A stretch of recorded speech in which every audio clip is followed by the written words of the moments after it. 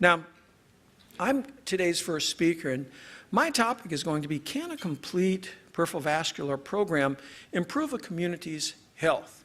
When I left Harvard in 1983, I moved back to my hometown, which is about 60 miles from here. It's a tiny town at the time, about 30,000 people. The hospital didn't even have a critical care unit, had no cath lab. I was a highly trained interventional cardiologist, but I moved back home, mainly because my mom said she missed her youngest boy and was ready for me to move back home. But could we affect things? Well, first, let's look at how common peripheral arterial disease is. There was a trial performed in the past called the Partners Trial, in which ankle brachial index studies were performed on people who were over the age of 50, who had diabetes mellitus or had smoked, or over the age of 70 just by reaching that age. Now, this did not include younger people who could clearly have peripheral arterial disease, and it just used an ankle brachial index, which may miss advanced disease. But if you have an abnormal ankle brachial index, you do have peripheral arterial disease. And in this trial, 29% of that major group had peripheral arterial disease, 29%. And roughly half of those had advanced concomitant coronary disease. Now, why is that important? Well, I can put my finger on a peripheral vascular pulse, but I can't put my finger on a coronary pulse. So this is a very important distinction. Now, what was interesting was when we looked at these patients, shown here in green, whether they knew they had disease before or not, the majority were asymptomatic, the majority.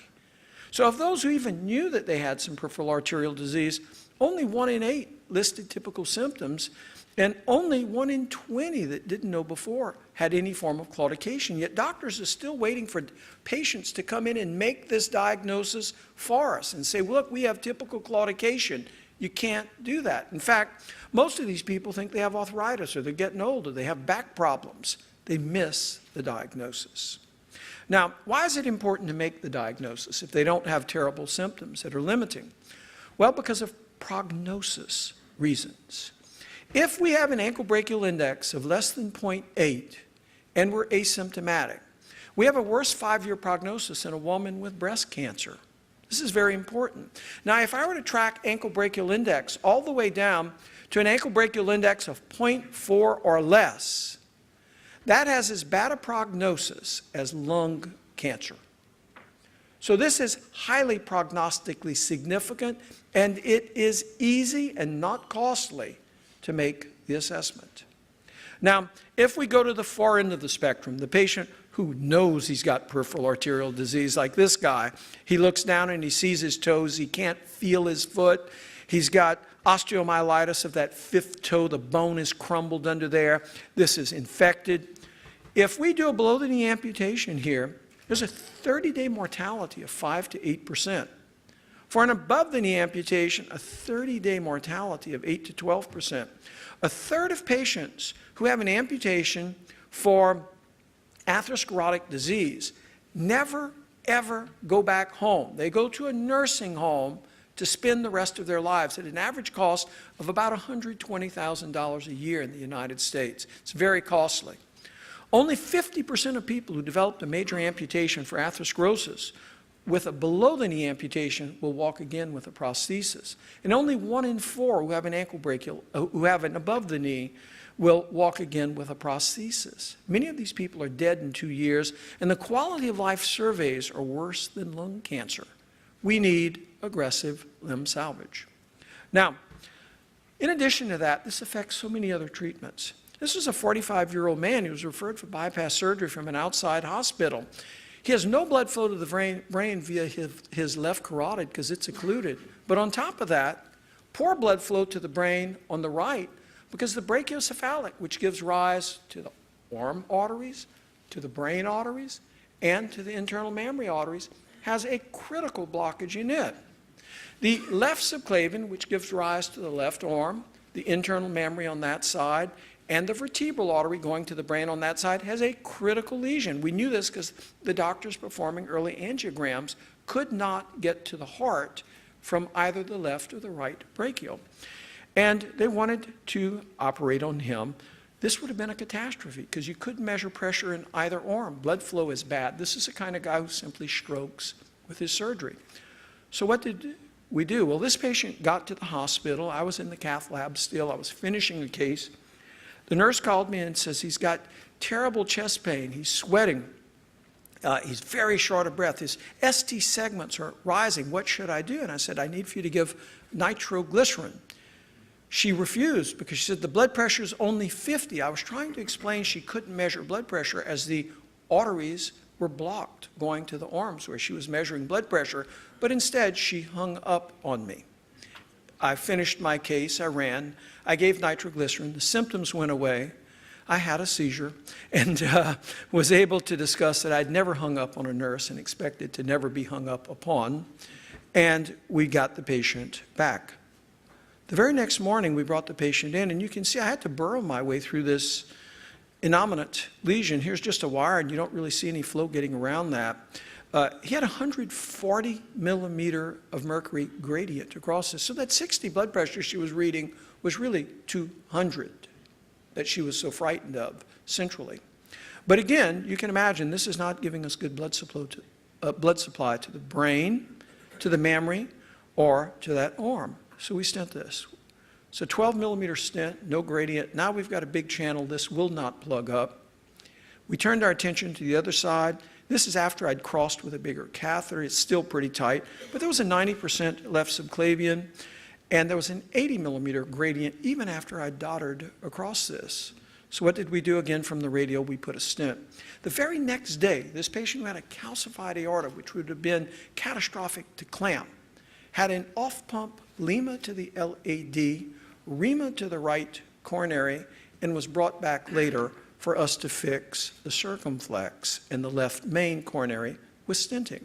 This man was in the hospital a very short period of time for what would have otherwise been a catastrophic case. Day 3 from getting to the hospital, he was home. Now what about this 51-year-old man? Severe multivessel coronary artery disease in left main.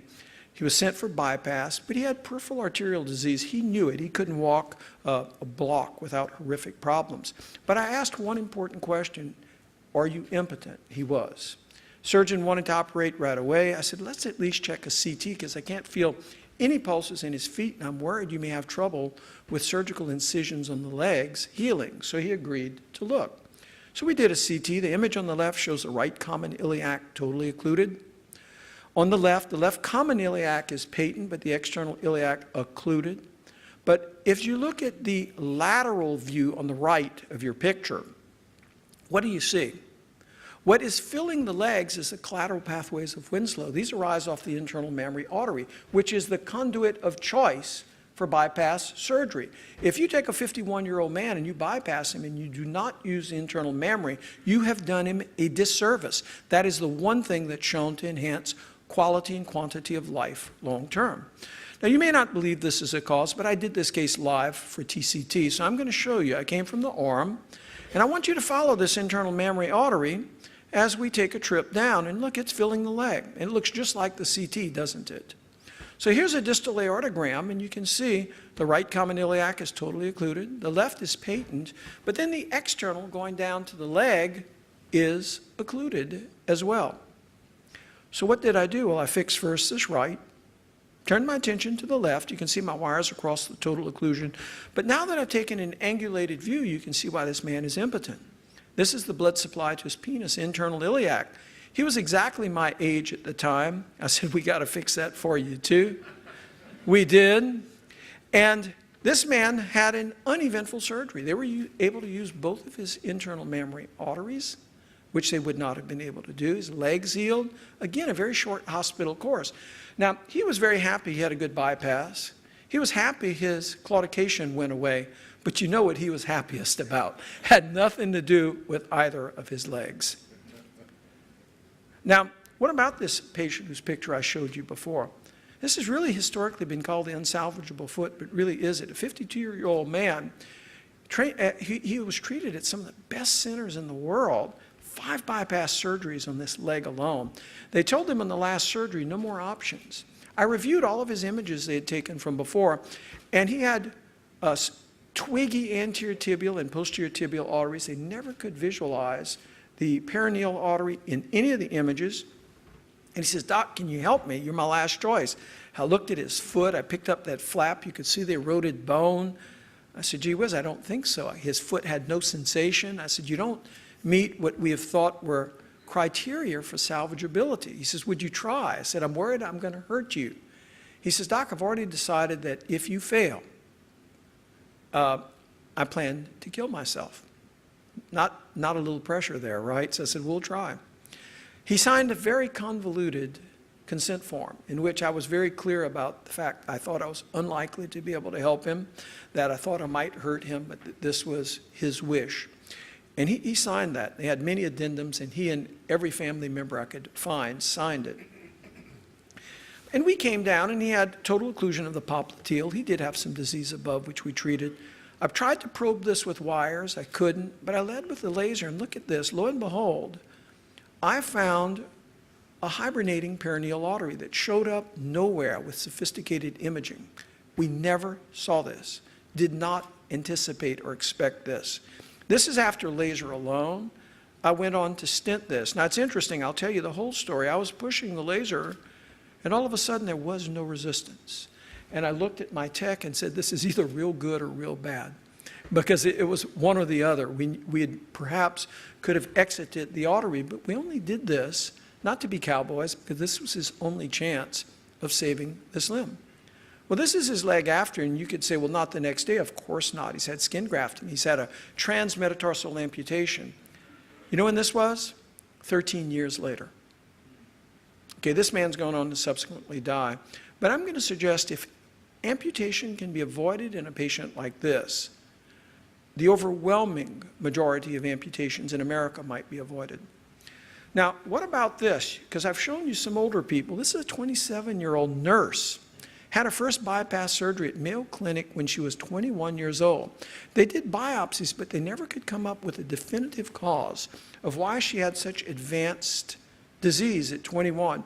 She went on to have, between her two legs, 7 bypass surgeries. She developed ulcers on the top and bottoms of both of her feet. She would go to work as a nurse all day because she had to support her son, come home, hear her son lessons, take pain medicines to be able to tolerate the pain, crash, and repeat that cycle every day. Pretty miserable. She was ultimately advised to have major amputation. She went through psychological counseling, had agreed, deserted at the last second, and came to visit. She had no named vessels below the knee. Here you see the superficial femoral artery is occluded at its origin. Here we get below the knee, and there are little twigs you see here, but these are just collaterals. There is no named vessel here.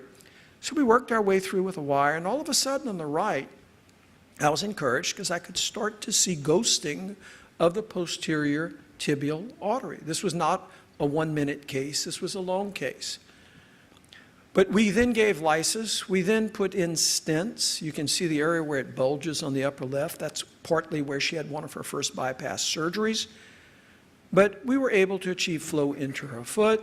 This is her foot out. She is now 7 years post-surgery. She's gotten remarried. She's had another child. And by the way, she has both of her limbs. This is important. This was a 70-year-old woman who was told, you have no distal targets. Nothing can be done. You have this ulcer. You have chronic pain. We have to amputate. Her daughter was a very famous corporate lawyer in Delaware. She called and said, would you at least try, Mom? And I said, sure. I didn't know if we could help, but I thought it was reasonable because in today's world, an attempted intervention is not so dangerous.